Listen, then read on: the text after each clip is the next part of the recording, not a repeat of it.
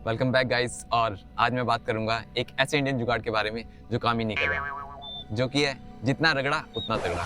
और इसी सोच ने हमारे इंडियन एथलीट्स के करियर को बर्बाद कर दिया है। एथलेटिक्स एक ऐसा स्पोर्ट्स है जहाँ पर हम सेंटीमीटर्स और मिली सेकेंड्स को इम्प्रूव करने के लिए सालों मेहनत करते हैं। तो ऐसे रगड़े से काम नहीं चलेगा गाइस, और ना ही चल रहा है। आपको पता है यहाँ पर नेशनल लेवल तक पहुँचने के लिए भी एथलीट्स डोप का सहारा ले रहे हैं, और इसके बावजूद भी रिकॉर्ड और मेडल तो दूर की बात, क्वालिफाई भी नहीं हो पा रहा। इंडिया वर्ल्ड लेवल पर डोपिंग की लिस्ट में नंबर 1 बन चुका है, जो कि हमारे लिए बहुत ही शर्म की बात है।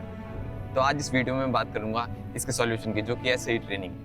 अगर आप इस वीडियो को पूरा देखते हैं तो मुझे पूरा विश्वास है कि ये आपके एथलेटिक और कोचिंग करियर को इस नए साल में एक नई लेवल पे ले जाएगा, और इंडियन एथलेटिक्स को हम एक बेहतर कल की तरफ ले जा पाएंगे। तो चलिए देखते हैं कि इसमें मेन प्रॉब्लम क्या है। तो हमारे यहाँ पर प्रॉब्लम यह है कि यहाँ पर coaches old school long endurance type workout पे अटके हुए हैं, जिसके चलते हमारा स्पीड डेवलपमेंट का जो वर्कआउट है वो कहीं खो जाता है, और इसी वजह से हमारे एथलीट्स इंटरनेशनल लेवल पे स्ट्रगल करते हैं और पीछे रह जाते हैं। तो अब हमें पुरानी बातें पीछे छोड़नी होगी और स्पीड डेवलपमेंट को नंबर 1 प्रायोरिटी देनी होगी। तो इससे होता यह है कि हमने ओवरऑल जो ट्रेनिंग में वर्क किया होता है वो स्लो टाइप किया होता है, और फास्ट टाइप जो वर्क है वो हमने बहुत ही कम किया होता है। तो ऐसे में आपको क्या लगता है, बॉडी किस चीज़ को अडेप्ट करेगी, स्लो या फास्ट? जाके कमेंट में लिख के आइए आपको क्या लगता है। और ये सब होता है सिर्फ स्पीड एंड्योरेंस के नाम पे, और इसी स्पीड एंड्योरेंस के नाम पे हमें स्लो टाइप वर्क कराया जाता है। तो अब पहले ये जान लेते हैं कि स्पीड एंड्योरेंस है क्या। तो स्पीड एंड्योरेंस का मतलब है बेसिकली स्पीड को मेंटेन करना। लेकिन जब हमने स्पीड डेवलपमेंट में काम ही नहीं किया है तो हम मेंटेन किस चीज़ को कर रहे हैं? हम तो स्लो एंड्योरेंस टाइप वर्क कर रहे हैं। फॉर एग्जाम्पल, अगर हमारी गाड़ी में इंजन ही नहीं है तो गाड़ी कितना मर्जी बढ़िया एवरेज देती हो, वो रेस में जीतेगी क्या? नहीं ना। अगर हम पहले स्पीड को डेवलप नहीं करेंगे तो स्पीड एंड्योरेंस का कोई मतलब नहीं बनता। तो इसलिए पहले स्पीड बनाओ, उसके बाद उसको एंड्योर करना बहुत आसान हो जाएगा। वरना ट्रेनिंग में बस हाँफते रहोगे और परफॉर्मेंस नहीं बढ़ेगी। चलो इसका एक एग्जांपल देता हूँ इंडियन एथलेटिक्स से। चलो पहले हम अपना नेशनल रिकॉर्ड देखते हैं, फिर इंटरनेशनल स्टैंडर्ड्स को देखते हैं। तो अगर हम देखें कि जो हमारा 60 मीटर का नेशनल रिकॉर्ड है वो है 6.67 का, वहीं इंटरनेशनली जब कंपटीशन होता है वो 6.40 तक चला जाता है। तो इससे साफ है कि हम रेस तो 60 मीटर्स पे ही हार चुके हैं, स्पीड डेवलपमेंट में ही हार चुके हैं। जो स्पीड एंड्योरेंस का काम था वो लास्ट के 40 मीटर्स पे काम आना था। जो हमने काम किया था स्पीड एंड्योरेंस पे वो कहाँ काम आ रहा है? तो चलिए अब देख लेते हैं इसके साइड इफेक्ट्स क्या है। इससे होता क्या है कि हमारे जो स्लो ट्विच मसल फाइबर्स हैं वो ज़्यादा डेवलप हो जाते हैं फास्ट ट्विच मसल फाइबर्स के मुकाबले। मैंने पिछली इस वीडियो में आपको बताया भी था। अगर आपने वीडियो नहीं देखी तो आप इस वीडियो के बाद उसको देख सकते हैं। तो जैसे अगर आप लंबी रैप्स लगाते हो, स्लो टाइप वर्क करते हो, तो अगली बार जब आप रैप्स लगाओगे वो आपको आसान लगेगी। तो इसका मतलब है कि बॉडी अडेप्ट कर रही है। लेकिन इसमें दिक्कत यह है कि सिर्फ slow Twitch muscle fibre develop हो रहे हैं। इवन जो आपके फास्ट ट्विच मसल फाइबर्स थे जो स्पीड वर्क के लिए काम आते हैं वो भी स्लो ट्विच मसल फाइबर में कन्वर्ट हो जाते हैं। और इस चीज को दिखाने के लिए आजकल साइंस में बहुत सारे एविडेंसेस हैं, और इससे एक मेन प्रॉब्लम ये होती है कि जो आपकी नेचुरल स्पीड थी वो भी कम हो जाती है। आप में से बहुत से एथलीट्स ने महसूस किया होगा कि जितनी आपकी पहले स्पीड थी भी अब आपकी उतनी स्पीड भी नहीं रही है, या फिर आपकी जितनी स्पीड पहले थी भी जितनी आप इजिली लगा देते थे अब वो लगाने के लिए भी आपको बहुत मुश्किल हो जाती है या बहुत हार्ड लगता है आपको। तो इसका कारण वही है कि आपकी बॉडी जो है स्लो मूवमेंट्स को अडेप्ट कर रही है और आपके मसल फाइबर्स चेंज हो रहे हैं। तो अब अगर बॉडी को सिग्नल मिल रहा है कि स्लो टाइप वर्क करना है तो वो उसी को अडेप्ट करेगी ना। तो चलिए अब बात करते हैं कि इसका सॉल्यूशन क्या है।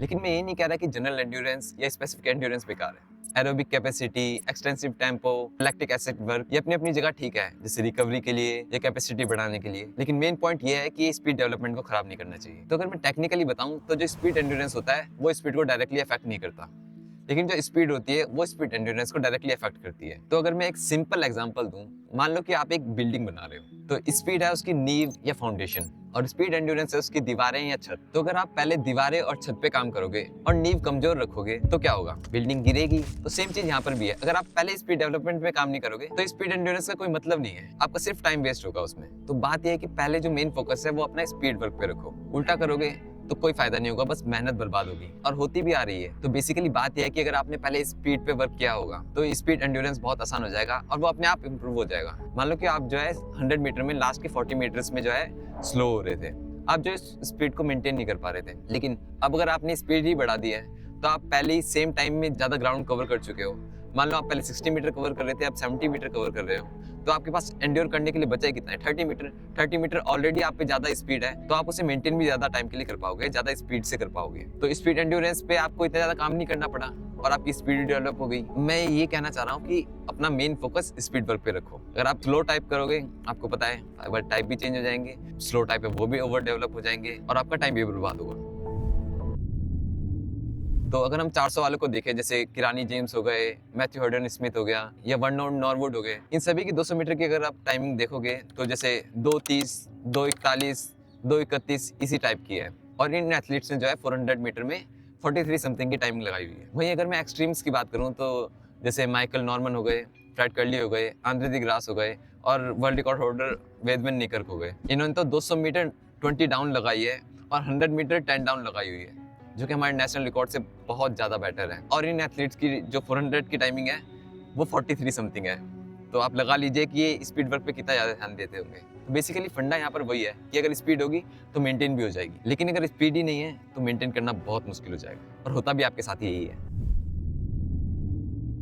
तो वैसे अगर मैं आपको बताऊं तो जनरली क्या होता है कि इंटरनेशनली एथलीट्स पहले स्पीड डेवलपमेंट पे काम करते हैं। तो आपने जैसे कि देखा होगा, जैसे अभी जनवरी फरवरी का टाइम है, तो जनरली आप देखेंगे कि इंटरनेशनली जो है कॉम्पिटिशन्स, इंडोर कॉम्पिटिशन्स होंगे, वहाँ पे जो एथलीट्स हैं वो शॉर्टर डिस्टेंस पे कम्पीट करते हैं, जैसे 60 मीटर्स पे, या जो 400 मीटर वाले एथलीट हैं वो 200 मीटर्स पे कम्पीट कर रहे होंगे, क्योंकि वो अभी तक काम ही स्पीड डेवलपमेंट पे कर रहे थे।